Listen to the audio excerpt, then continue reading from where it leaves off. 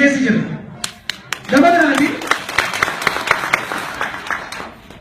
Dabalaatiin qabsoon Oromoo yeroo warri alagallee dhaga'uu didetti yeroo Oromoon waan qawwee socho'uu barbaaduuf Oromoon waan bilisummaa barbaaduuf Oromoon kaan waan barbaaduuf warri biyyaa hin deeggaruu jedhamee alagaan nutti afuufee numa keessaa hoogganni gariin itti fudhatu eegale keessatti qabsoon uummanni keenya keessatti finiinsee sirna sarraase suni injifannoolee dippiloomaasii gurguddoo itti arganne keessa jira jechuudha.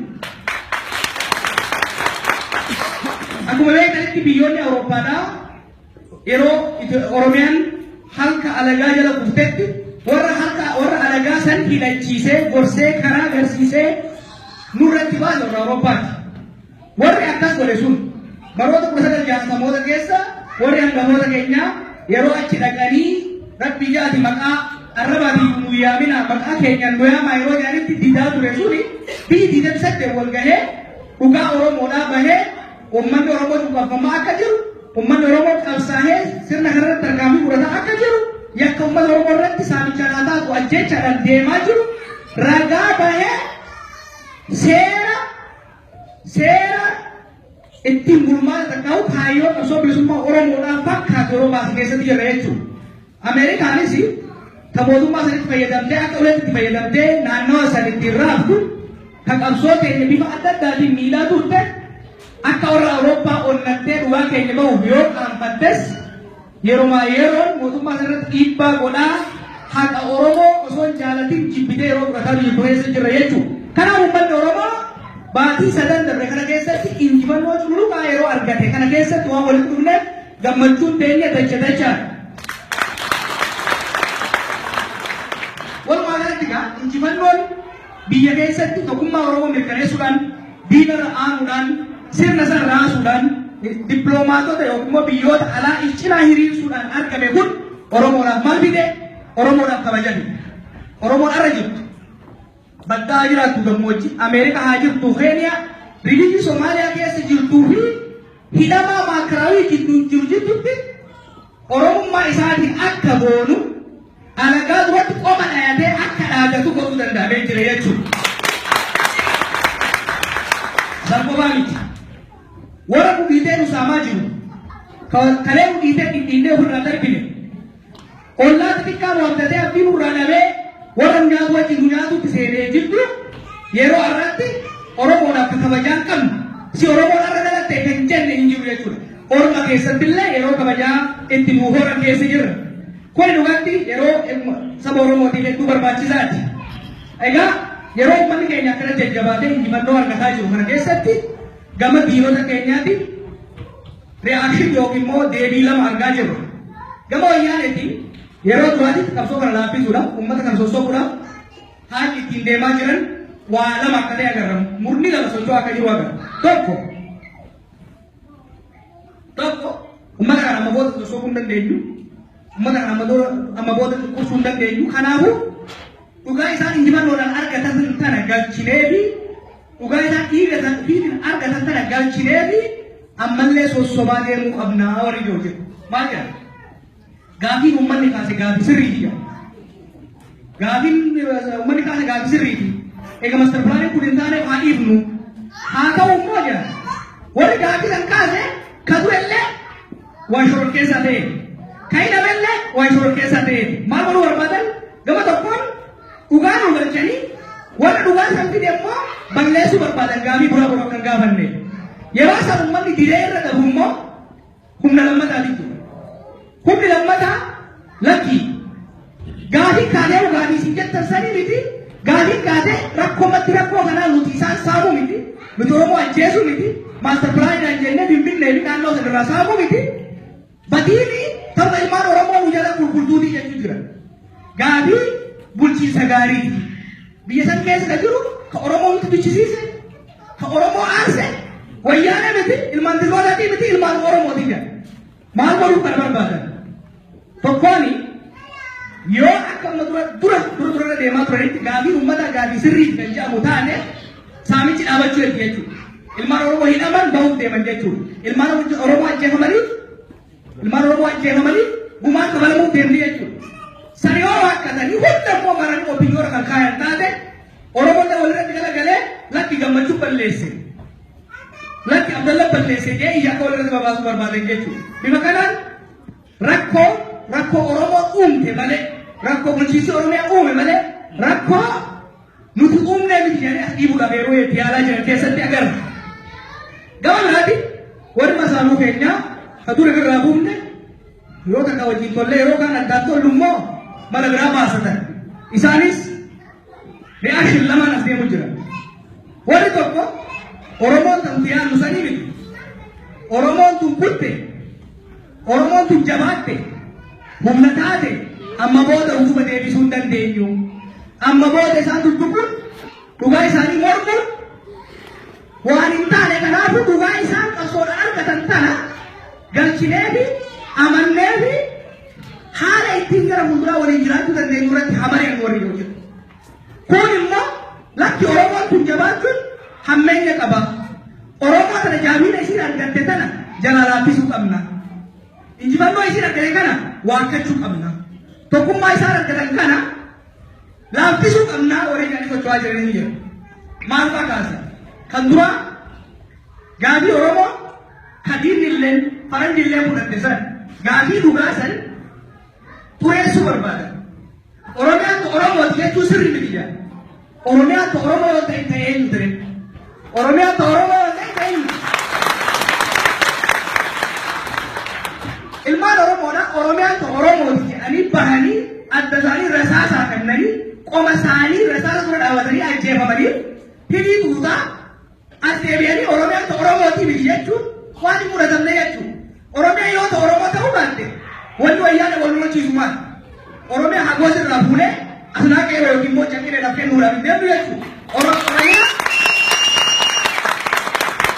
Oromiyaa investara hindii irraa dhiinee chaayinaadhaaf kennuuf hin deemnu jechuudha. Qabsoon Oromoon godhu Oromiyaa irratti abbaan fedhe haa jaalatu haa jibbu.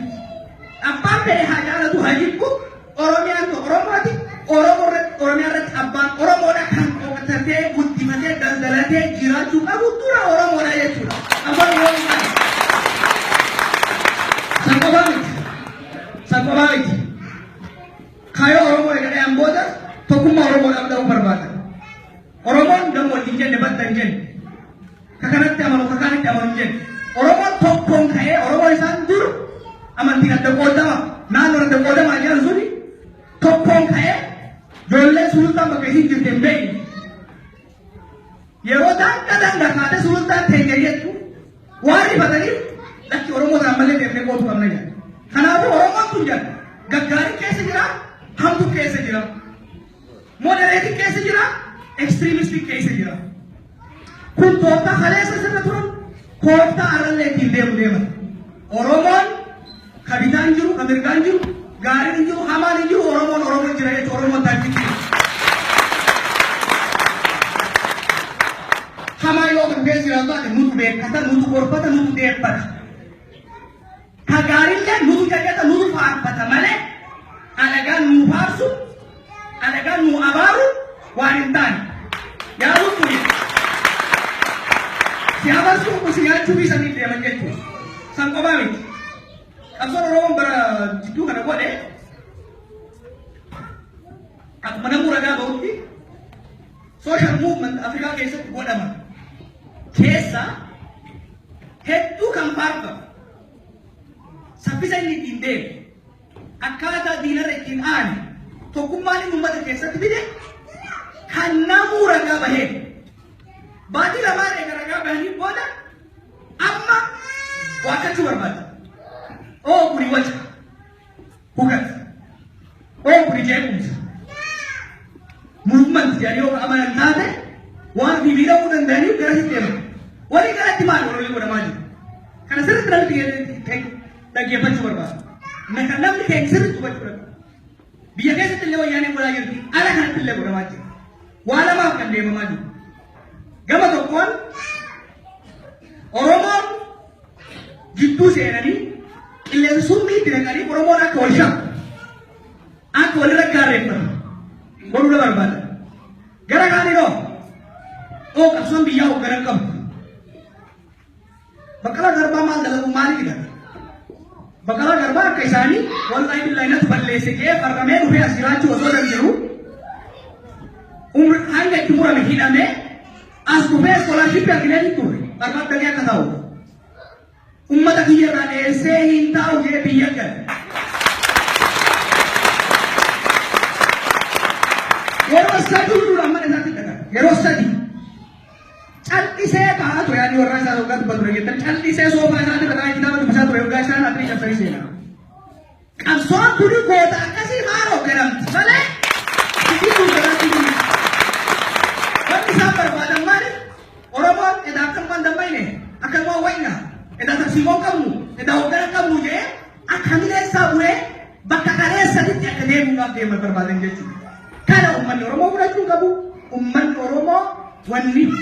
Wan sadih rat abba ke era garagalu no top khane salle ka son un khayo si tingkar wan sadih kawatte ka top oromuma identity mu en taun ke oromo taun wan tingkare na kanta oromo taun sabab mudda ke oromo taun political community chima to ko akata e to ko kan halamata mirga badiyumma Oromian tenya Rabbi nuhenne abang dengan orang lain dan tahu kaya ulam kasadak paman nano kaya rat arda kaya rat kaya rat kau begu kau pulcu kakarora ubi basu kami som satu ala mare ala gal uban upena jituin senur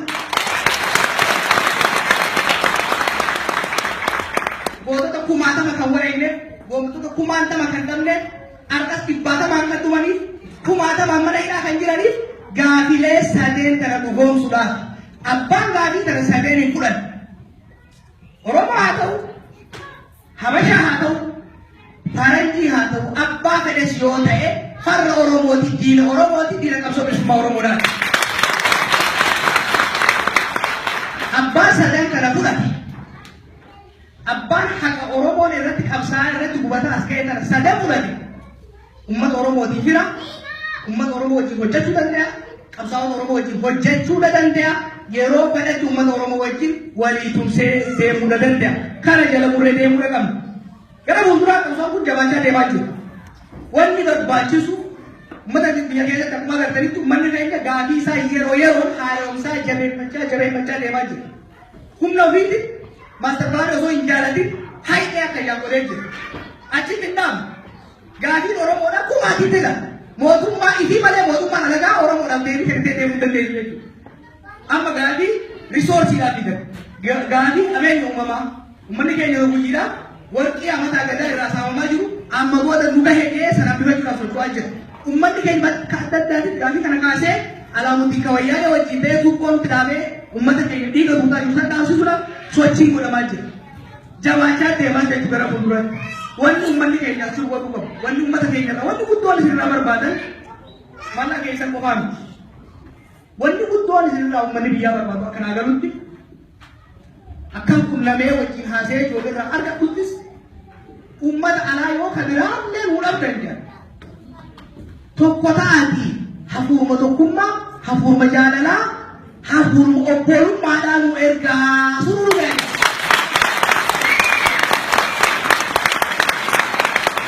Yoisin tokodata, yoisin jabata, yoisin waljalata, yoisin walkakefata Yoisin bakoromo amma kanatti itti buutani dhuftan Oromo biyya jirtu qonnee dur qabdurra daran daballeeti diina sirra jabaachaa deemti Diinni hoo yeroo isin akka jabaatan eeda warri asii dur qabu kuni Warra arasa tu na unda apa?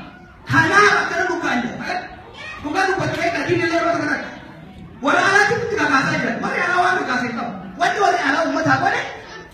Hukum Islam hukum Quran tapi kana kaya sati. Maka ada di masjid ada tu, church ada tu. Even thaja sardi rakilla umat orang jamaat la kosa jamaat. Onne an jamaat. Wana asa unne ke arjala. Itu kuli umat ke onne kuar. Tidak mau oleh saya itu. Karena absorb aja deh, kalau absorb aja deh sudah wanin ambaduran lagi sini tuai wan, karena kulturan lagi sini tuai wan. Kota والجالتنا والجيفتنا يو اسم تقطعني جباتني حواسي كيسن جبات أبوشان كيسن جبات مسجد كيسن جبات چرچي كيسن جبات مقاماتي كيسن جبات تاتي ورق أبساوسو أبتمتي سريرو اسم متبولدو اسم تغمدتو إنجي فنو قرقودانا بدنجا الفاتنا لرطوما تابعان جميل